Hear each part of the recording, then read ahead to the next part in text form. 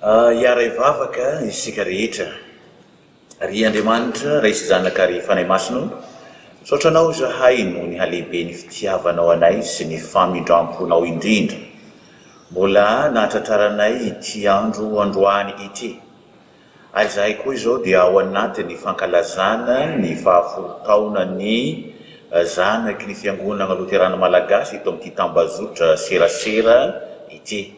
Saotranao zay no nanomezanao anay zany fitaovana izany izay ifaneraseranay ary koa ifankaherezanay ary ampielezanay ny teninao mba ho teny fiainana tokoa, ho teny manam-pahefana eo amin'ny fiainan'ny olona tsirairay.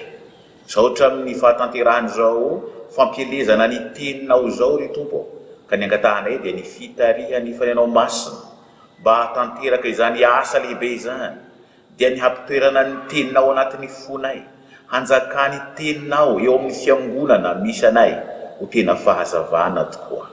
Ka io ary ny fampianarana izay hatao amin'ity fotoana ity mba ho tena vavolombelona tokoa fa tsara ny manana anao Andriamanitro amin'ny alalan'i Jesosy Kristy Tompotianay. Amen. Miarahabatsika rehetra ry havana amin'ny anaran'i Jesosy Kristy Tompo. Ary koa miarahaba ny zanaky ny fiangonana loterana malagasy rehetra, indrindra isika zay mikirakira ary tsy mifakafoy ato amin'ity groupe ZFLM ato amin'ny tambazotra serasera amin'ny fahatratarantsika ny fankalazana ny fahafolo taona ny nanorenana izao groupe ZFLM izao. Ny fahasoavan'i Jesosy Kristy Tompo sy ny fitiavan'Andriamanitra ray ary ny fampiraisana amin'ny fanay masina ho amintsika rehetra. Amen. Ny anjara fampianarana zay anjarako eto androany dia miompana indrindra ao amin'ny bokin'i Jeremia toko faha 1:3. Jeremia toko faha 1:3 hatramin'ny 4. Izay mivaky toy izao amin'ny anaran'ny Jesosy. Tany lavitra any no nisehoan'i Jehova tamiko ka nanao hoe fitiavana mandrakizay no nitiavako anao, koa izany napaharetako famindram-po anao. Mbola hanorona anao indray aho, koa dia hiorona ianao ry Israely virjiny. Ary mbola hiravaka mitondra ny ampongatapakao ianao ka hivoaka amin'ny dihiny mivaly. Amen. Fa ny lohahevitra izay mitsoahina avy amin'izany andinin-tsoratra masina izany ho anjarantsika dia ny hoe ny fitiavan'i Jehova sy ny fitiavana mandrakizay. Izany lohahevitra izany no ho voaboasantsika foheto handraisantsika lesona sy fampianarana, izany hoe ny fitiavan'i Jehova sy ny fitiavana mandrakizay. Raha ataondray mijery izany lohahevitra izany dia ny amin'i Jehova sy ny Israely olony no resahina eto. Raha miresaka Jehova isika eto dia tsy hafa izany fa Andriamanitra ihany. Izany dia porofoin'ny Exodosy 4:2 izay manao hoe ary Andriamanitra niteny tamin'i Mosesy ka nanao hoe izaho no Jehova. Ao amin'ny testamenta taloha dia misy anarana 8 no nampiasaina ny antsoana an'Andriamanitra, ka ny anankiray amin'ireo ny hoe Jehova na Yahvé no tena izy. Raha miresaka Jehova isika na Yahvé na Andriamanitra dia tsy misaraka ny amin'ny hoe fitiavana izany, satria Andriamanitra dia fitiavana. Hitantsika izany ao amin'ny Jaona voalohany 1:4 tapany B sy ny 1:11 tapany B. Isika eto ry havana dia tsy dia resaka lava mikasika ny amin'Andriamanitra isika, fa ny adala ihany no mihevitra fa tsy misy Andriamanitra. satria te hivalapatra sy te hibolangina amin'ny raha tsy fanaony izy ary te hitoetra amin'ny maiza izy dia mieritreritra fa tsy misy Andriamanitra satria Andriamanitra dia tsy tia ny ratsy fa Andriamanitra dia efa nisy hatrizay ary misy mandrakizay fa ny hojerentsika eto dia ny fitiavan'Andriamanitra na ny fitiavan'i Jehova. Miharihary zany fitiavan'Andriamanitra izany nanomboka tamin'ny fahariana izao tontolo izao izay nohariny ho tsara. Zany dia hitantsika ao amin'ny bokin'ny Genesis toko voalohany sy ny toko faharoa ny amin'ny naharian'Andriamanitra izao tontolo izao. Fitiavana izay mikatsaka ny tsara mandrakariva. Hoy ny fotom-pianarana kely izay eo ampelatanantsika ary azo antoka fa iorena ny fampianarana mahaefilamina antsika izany raha vao manomboka ny amin'ny fampianarana izany fotom-pianarana kely eo ampelatanantsika izany isika dia misy fanontaniana iray izay manana ny mahaizy azy dia ny hoe inona no antony naharian'Andriamanitra ny olona. Io fanontaniana io no isantarana no anombohana raha vao hanomboka ny fandinihana ity fotom-pianarana kely izay nosoratany Docteur Martin Luther ity isika ny hoe inona no antony naharian'Andriamanitra ny olona. Ny valiny dia tsotra ny mba ho zanany tia azy mano azy ary ho sambatra mandrakizay fitiavana izany. Saro-piaro amin'ny azy Andriamanitra ka hoy izy ao amin'ny bokin'i Isaia toko 5:7 ny 1:1 tapany B ary ny zanako sy ny asan'ny tanako dia aoka ho adidiko ihany. Fitiavana izany. Misy tenin'Andriamanitra izay mamitsika tokoa, izay raiky tapisaka ao anatin'ny fotsika tokoa, izay ahafantarantsika bebe kokoa. Izany fitiavan'Andriamanitra izany dia zao ao amin'ny Jaona 7, Jaona toko 7 ny 9:9, Jaona toko 7 ny 9:9, izay manao hoe amin'ny anaran'i Jesosy fa toy izao no nitiavan'Andriamanitra izao tontolo izao nomeny ny zanan'ilay tokana mba tsy ho very izay rehetra mino azy fa manana fiainana mandrakizay. Fitiavana izany. Andriamanitra tsy namela ny zanak'Israely ho lany ritra tany amin'ny fahababoany. Fantatsika izany tantara izany satria maro tamin'ireo zanak'Israely ireo no nentry ny Asiriana ho babo. Izany dia tamin'ny taona 227 talohan'i Jesosy Kristy. Misy koa no nentry n'ireo Babiloniana ho babo. Izany dia tamin'ny taona 495, 795, 500 talohan'i Jesosy Kristy. Nampodiny Jehova ireo sisa tavela tamin'ny zanak'Israely taorian'izany fahababoana izany. Izany tantara izany dia hitantsika ao amin'ny Genesis 5:7 hatramin'ny 1:20. Ny nampodianan'i Jehova ireo sisa tavela tamin'ny zanak'Israely hiara-monina amin'ny fifaliana, amin'ny fiadanana, amin'ny fifandraisana vaovao ao amin'ny Jehova.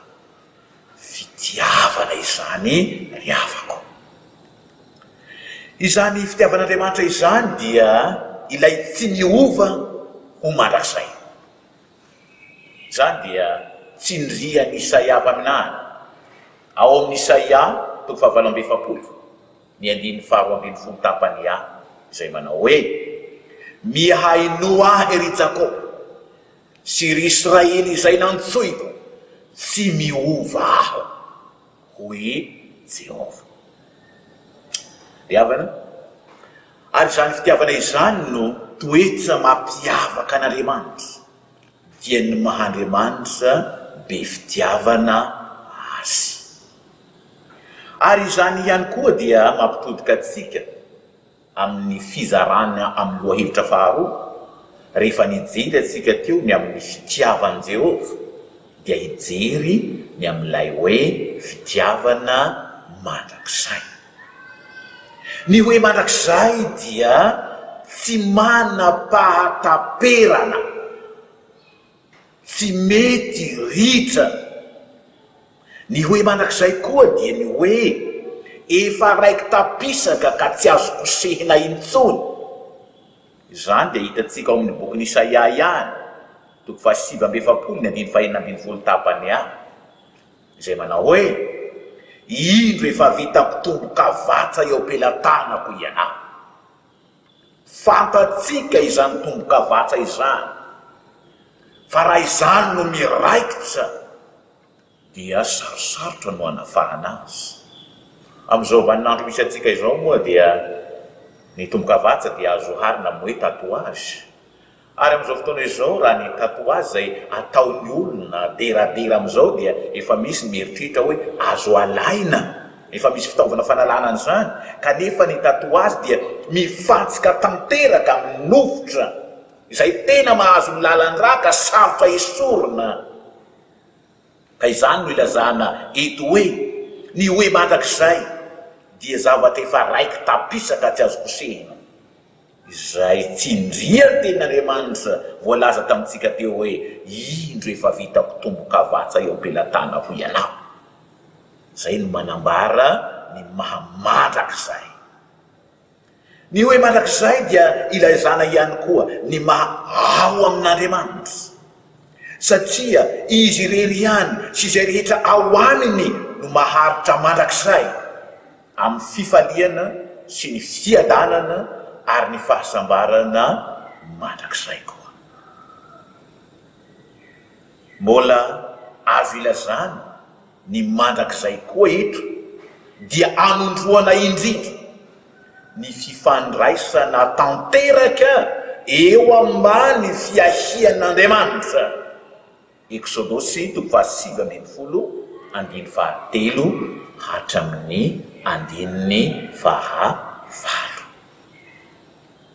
Fa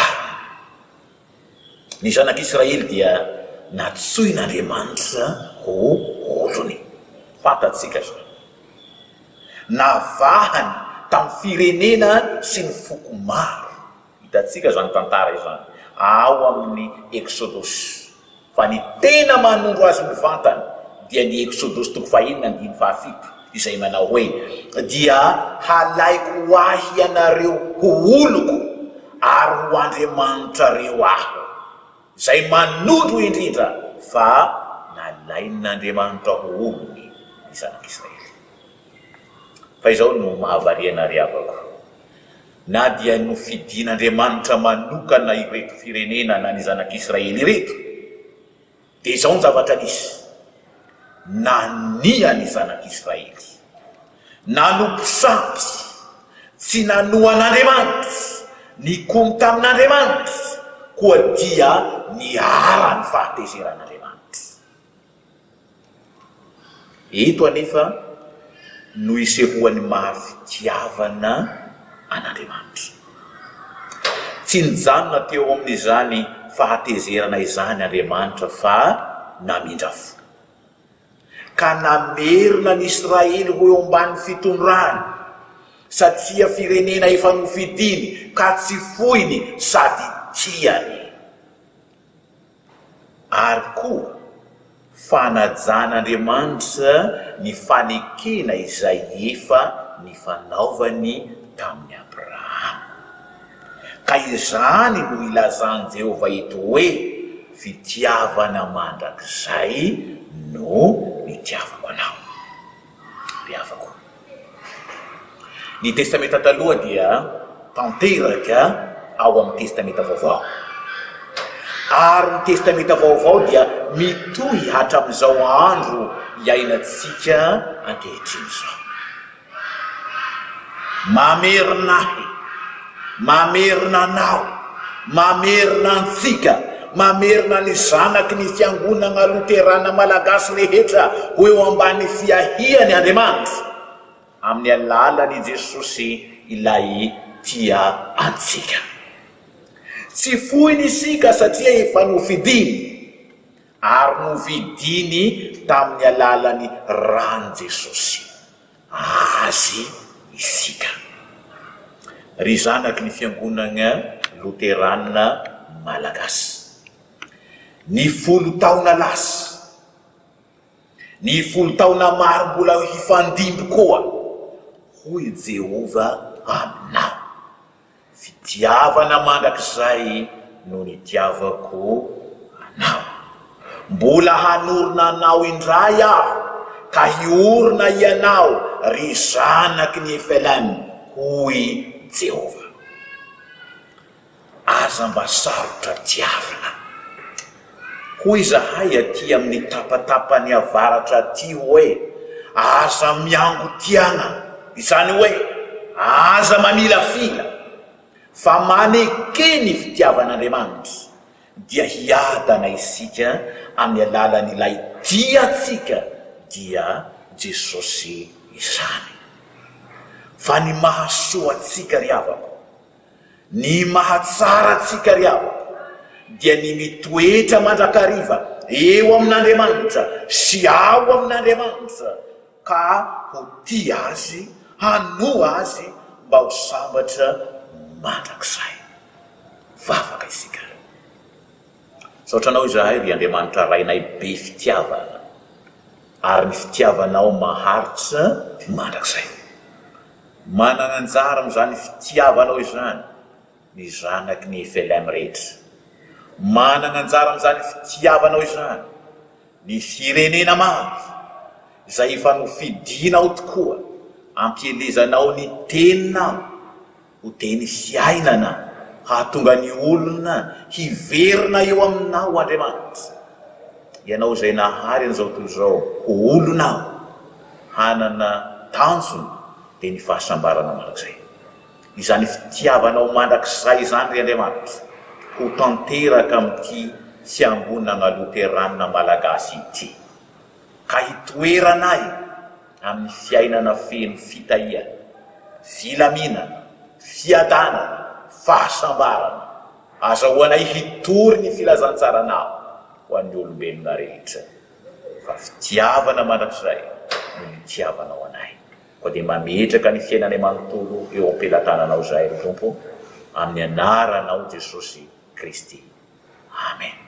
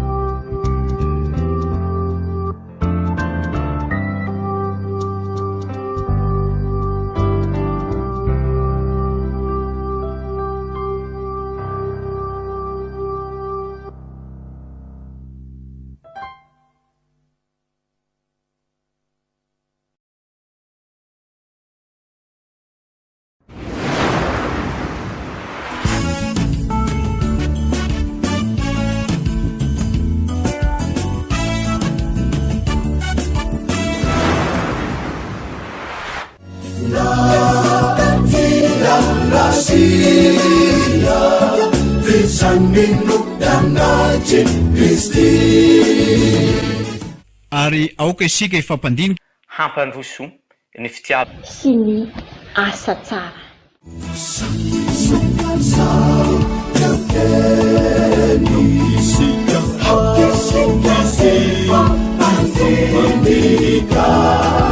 Hampandroso